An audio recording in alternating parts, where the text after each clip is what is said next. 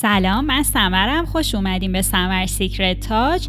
امروز میخوایم با همدیگه بورک اسفناج درست بکنیم.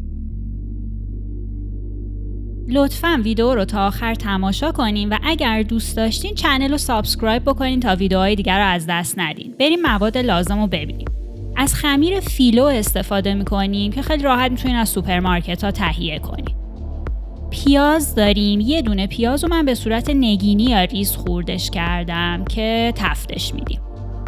اسفناج داریم. از اسفناج یخزده خورد شده استفاده کردم که اونم باز میتونین آماده بخرین برای اینکه کارتون خیلی راحت تر میشه. پنیر فتا داریم که من مکعبی کوچولو خوردش کردم و خیلی هم خوشمزه است. میریزیمش و تفتش میدیم. این مخلوط کره و شیر هستش که برای مرطوب کردن خمیر فیلو ازش استفاده میکنیم. زردچوبه داریم که مقدارش خیلی زیاد نیست. فلفلی که من استفاده میکنم فلفل سفید و سیاهه. کنجد داریم که روی بورکا آخر سر میریزیم برای تزیینشون. فرو گرم بکنین تا به دما برسه مثل همیشه. بریم که فیلینگ بورکمون رو آماده کنیم. یه مقدار روغن بریزین، پیازا رو تفت بدین. نیاز نداریم که حالت پیاز داغ طور بشه، فقط میخوایم یه مقداری نرم بشه. یه کمی که نرم شد میتونین زردچوبه رو بهش اضافه بکنین که هم یکم رنگ بگیره هم زردچوبه یکم تفت بخوره. این شکلی که شد وقتشه که اسفناجا رو اضافه بکنیم. چون اسفناج یخ زده بوده ممکنه یه مقدار آب بندازه که باید حواستون باشه که اون آب تبخیر بشه دیگه که خمیر فیلومون رو خراب نکنه. بعد پنیر فتا رو بهش اضافه بکنین. پنیر رو که اضافه کردین یه هم کوچولو که بزنین دیگه کافیه، خیلی نمیخواد بمونه. خمیر فیلو رو روی سطح کارتون بذارین، با اون مخلوط کره و شیر قشنگ مرطوبش بکنین همه قسمتاشو.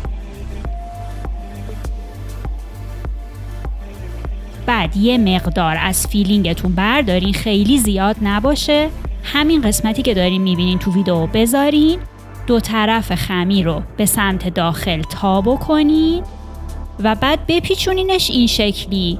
فقط با خمیر فیلو باید خیلی مهربون رفتار کنین دیگه، زود پاره میشه. بعد از همون ماده بزنین، مدل چسب میمونه. لولش کنین، بزنینش کنار به همین خوشگلی. خمیر فیلو چون خیلی زود خشک میشه، اگر دستتون کنده بهتره که یه دونه دستمال مرطوب روش بندازین که خیلی زود خشک نشه. الان میتونین پیچیدنش رو از این زاویه هم نگاه بکنین، ببینین که من چطوری رولش میکنم. خیلی راحت و ساده است. انتهاش هم حتما از این مخلوط کره و شیر بزنین. بزنینشون کنار به همین راحتی. بعد میزنینشون تو سینی فر. من سینی فرمو چرب کردم. دارم روش اگواش میزنم که زرده تخم مرغ و شیر هستش. روی همشون که این اگواش رو قشنگ مالیدین و آغشتشون کردین، کنجد روش بریزین. دیگه خودتون میدونین من چقدر کنجد دوست دارم. کنجد دارم که ریختین، بذارینش تو فری که از قبل گرم کردین تا طلایی بشن. حدود 20 دقیقه براشون کافیه. چشمتون بهش باشه که نسوزه. به همین خوشگلی و راحتی بذارینشون تا خنک بشن و نوش جون کنین. هم میتونین برای صبحانه و هم به عنوان مزه نوش جون کنین. ببینینشون چقدر خوشگلن. اگه دوست داشتین ویدیو رو لایک کنین و چنل رو سابسکرایب کنین. آدرس اینستاگرام منم میتونین اینجا ببینین. اونجا برین و پستای رسیپی رو سیو بکنین که راحت پیداشون کنین.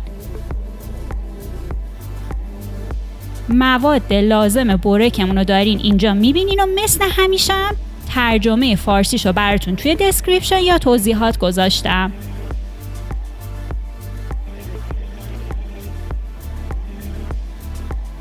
اینجا هم 2 ویدیوی پیشنهادی منو میبینین که یادتون نره تماشا کنین. مرسی که ویدیو رو دیدین. تا ویدیوی بعدی، خداحافظ.